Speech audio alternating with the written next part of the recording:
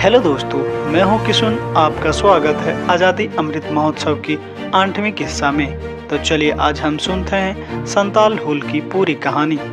संताल हुल का नेतृत्व भोगनाडी निवासी चुन्नू मांझी के 4 पुत्रों ने किया था। इनके नाम थे सिद्धू, कान्हू, चांद और भैरव।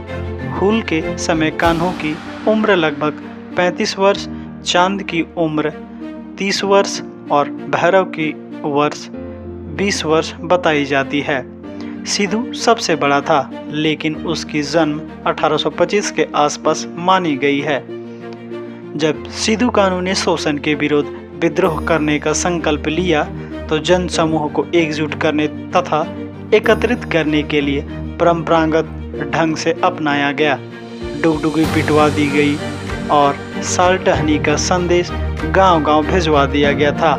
साल टहनी क्रांति संदेश का प्रतीक माना जाता है।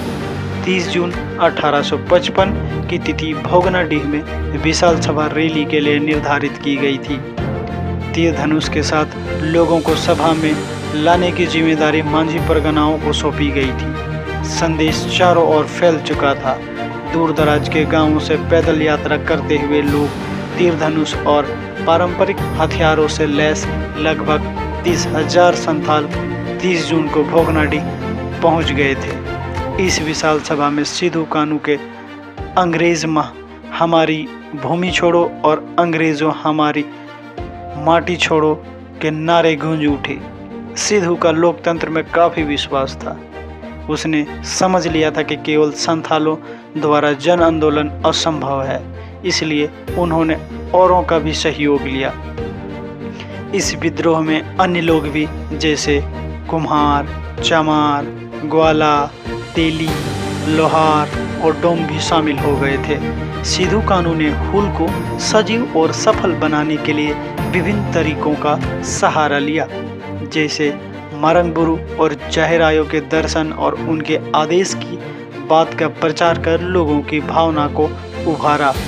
सखुआ डाली घर घर भिजवाकर लोगों तक निमंत्रण पहुंचाया कि मुख्य देवी देवता का आशीर्वाद लेने के लिए 30 जून को भोगनाडीह में इकट्ठा होना है। फलस्वरूप 30 जून को भोगनाडीह में लगभग 30,000 लोग शास्त्रों के साथ इकट्ठा हो गए थे।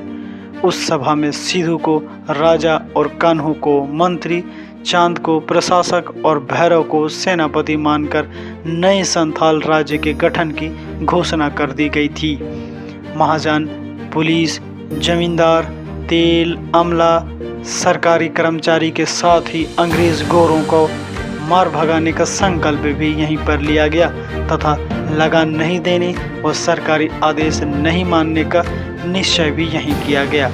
गौरों ने नील खेतों के लिए संथाल समुदाय के लोगों को उत्साहित किया था, पर जल्द ही उनका शोषण शुरू हो गया था, जो बढ़ता ही जा रहा था। संथाल उनसे भी क्रोधित थे। इसी समय एक घटना घटी। रेल निर्माण कार्य से जुड़े एक अंग्रेज ठेकेदार ने 3 संथाल मजदूर औरतों का अपहरण किया। इस घटना ने आग में घी का काम किया। क्रांति की शुरुआत यहीं से हो गई थी। कुछ संथालों ने अंग्रेजों पर आक्रमण कर भी दिया। इस गुस्से में 3 अंग्रेज मारे गए थे और अपहरण स्त्रियों को मुक्त कर ली गई। इस तरह से हुल यात्रा शुरू हुई तो कोलकाता की ओर बढ़ती ही जा रही थी। लगभग 30,000 संथाली युवकों ने वीरभूमि क्षेत्र पर कब्जा कर लिया और वहां से अंग्रेजों को भगा दिया। वीरपतई में अंग्रेज सैनिकों की करारी हार का सामना करना पड़ा। रघुनाथपुर और संग्रामपुर की लड़ाई में संथाल की सबसे बड़ी जीत हुई। इस संघर्ष में एक यूरोपियन सेनानायक, कुछ स्वदेशी अफसर और 25 सिपाही मारे गए थे। इसके बाद अंग्रेज बौखला गए। भागलपुर कमिश्नरी के सभी जिलों में मार्शल लॉ लागू कर दिया गया था। विद्रोह की गिरफ्तारी के लिए पुरस्कार की घोषणा कर दी गई थी। उनसे मुकाबला के लिए जबरदस्त बंदोबस्त कर दिया गया था। बढ़ेत की लड़ाई में चांद भैरव कमजोर पड़ गए और अंग्रेजों की गोलियों के शिकार हो गए।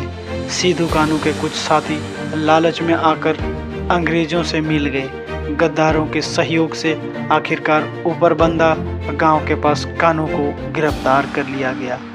बढ़त में 19 अगस्त को सिद्धू को भी पकड़ लिया गया। मेहर शकवर्ग ने उसे बंदी बनाकर भागलपुर ले गया। दोनों भाइयों को खुलेआम फांसी दे दी गई। सिद्धू को बढ़त में जिस स्थान पर दरोगा मारा गया था और कान्हू को भोगनाडी में ही फांसी पर चढ़ा दिया गया। इसके साथ ही संताल विद्रोह का सशक्त नेतृत्व समाप्त हो गया। धीरे धीरे विद्रोह को कुचल दिया गया। 30 नवंबर को कानूनन संथाल परगना जिला की स्थापना हुई और इसके प्रथम जिलाधीश के रूप में एसिली ईडेन बनाए गए। पूरे देश से अलग कानून में संथाल परगना का शासन शुरू हो गया था। संथाल हुल का तो अंत हो गया, लेकिन 2 वर्ष बाद ही 1857 में होने वाली सिपाही विद्रोह प्रथम स्वतंत्रता संग्राम की पीठिका तैयार कर दी गई। आज भी इन चारों भाइयों पर छोटा नागपुर को गर्व है और संथाली गीतों में आज भी सिद्धू कान्हू को याद किए जाते हैं। इन शहीदों की जयंती संथाल हुल दिवस के रूप में मनाई जाती है। इतने में ही आज की कथा को मैं समाप्त करता हूँ। फिर मिलता हूँ इसी तरह नई कथा के साथ। अगर आपको अच्छा लगा तो सब्सक्राइब, लाइक, कमेंट, शेयर करना ना भूलें। तब तक के लिए जोहार।